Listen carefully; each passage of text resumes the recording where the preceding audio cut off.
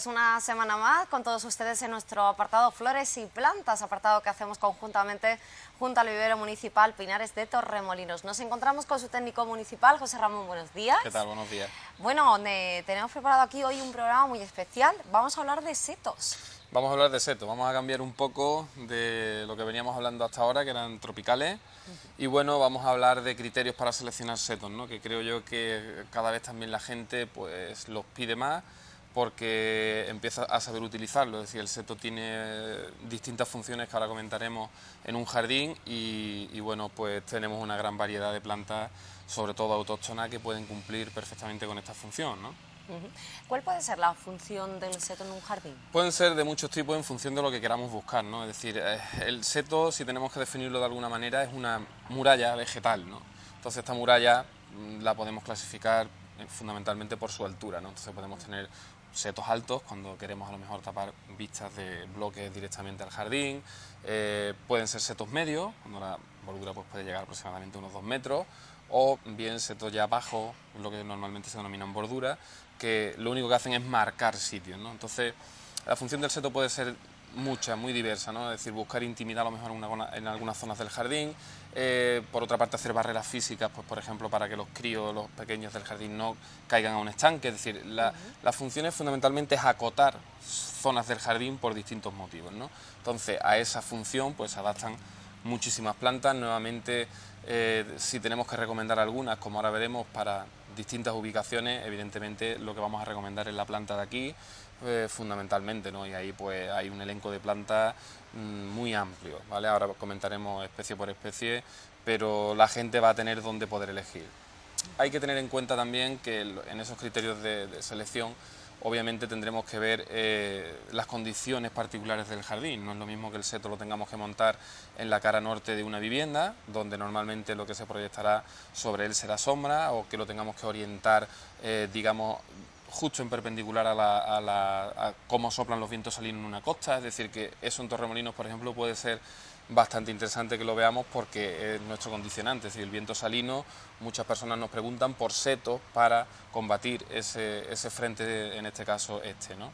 Entonces, pues vamos a ir comentando, creo yo, distintas especies, y así la gente pues sabrá a qué nos estamos refiriendo, ¿no? Con más exactitud. Bueno, pues vamos con los tipos de setos. De hecho, aquí hoy tenemos una gran representación. Sí, hay mucha representación. Ya José Antonio nos ha preparado aquí, como siempre, pues un medio bosque, ¿no? de arbustos que se adaptan a setos.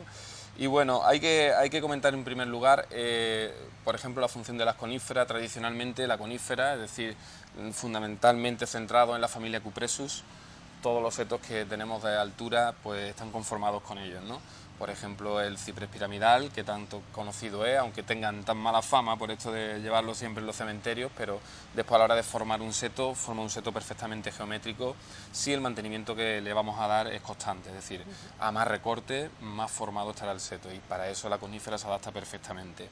Hay que decir que últimamente, en los tiempos actuales, hay coníferas que están un poco desplazando al ciprés piramidal, ¿no?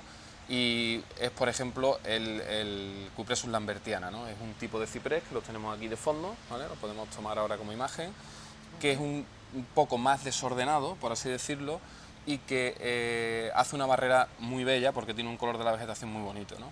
Entonces es rústico igual que el ciprés nuestro, el ciprés mediterráneo, que es el normal, y sin embargo no hace esa forma geométrica tan marcada, no es capaz de hacerlo debido a este porte desordenado, ¿no? Pero bueno, puede ser una opción perfectamente como barrera visual o barrera física en el jardín, ¿no? Después, sin duda ninguna, los setos tradicionales de tuya, que se ven muchísimo en muchas urbanizaciones de la Costa del Sol, que también la tenemos detrás nuestra. Pues la tuya es una excelente conífera para setos, deja setos además muy bien marcados en cuanto a formas geométricas si queremos usar el recorte como técnica de mantenimiento, y sin duda ninguna es otra de las coníferas que merece la pena comentar, ¿no? Entonces entran en juego también valores como por ejemplo la estética, ¿no? Hay gente pues que el color de la vegetación, por ejemplo, grisácea le gusta, ¿no? Ese contraste con el gris lo podemos conseguir, por ejemplo, con un ciprés arizónica, ¿no?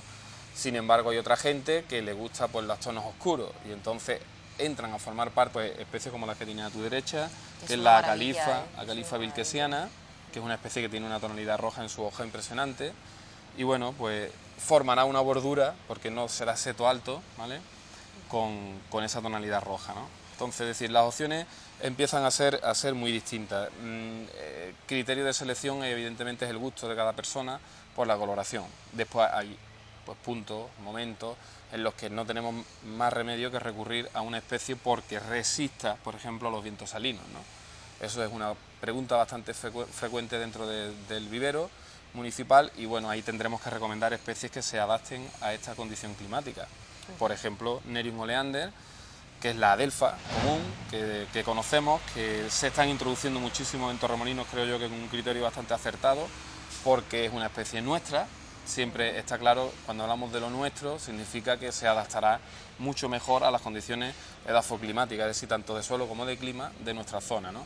Entonces, en el caso de la adelfa enana, en esta variedad que es la Petit Salmón, pues estaremos hablando de bordura baja, es decir, un seto bajo, mientras que si estamos hablando del Nerium oleander normal, podemos estar hablando de murallas de aproximadamente de 2,5 metros a 3, ¿no? Por lo tanto, resistente al viento salino, pues es una... Que esto es importante, ¿no? Por el sitio concretamente donde nos encontramos, claro. ¿no? Esto es un factor a tener muy en cuenta, ¿no? Todas las especies se adaptan a esto, ¿no? Por otra parte, tenemos el teucro, otra especie mediterránea muy nuestra, que se adapta perfectamente con una tonalidad totalmente distinta a la adelfa, un matiz de hoja distinto, es decir, la textura de la adelfa es mucho mayor que la textura del teucrium. Es una planta que se adapta al recorte, es decir, gente que quiere tener molduras hechas en topiario, ¿no? La técnica topiaria, debemos recordar para que todos nuestros televidentes lo sepan, es aquella que procura tener recortada con tijera perfectamente en forma el seto, ¿no? Entonces el teucrium es una especie que se adapta perfectamente a la técnica topiaria, formando un seto almohadillado muy bonito, ¿no? Y la tonalidad de su hoja grisácea pues también hace que la gente lo utilice muchísimo, ¿no?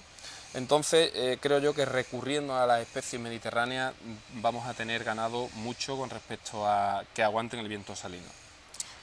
José Ramón, ¿más sol, más sombra? Todo está orientado evidentemente a sol, ¿no? Nuestras condiciones intrínsecas dicen que tenemos que elegir unas especies que resistan al sol, salvo cuando haya, pues como hemos comentado anteriormente, alguna circunstancia de sombra particular en el jardín. El teucrium, por ejemplo, no se adaptaría bien a eso, ¿no? Entonces ahí podemos recurrir a otras especies como el viburnum, que también es nuestra.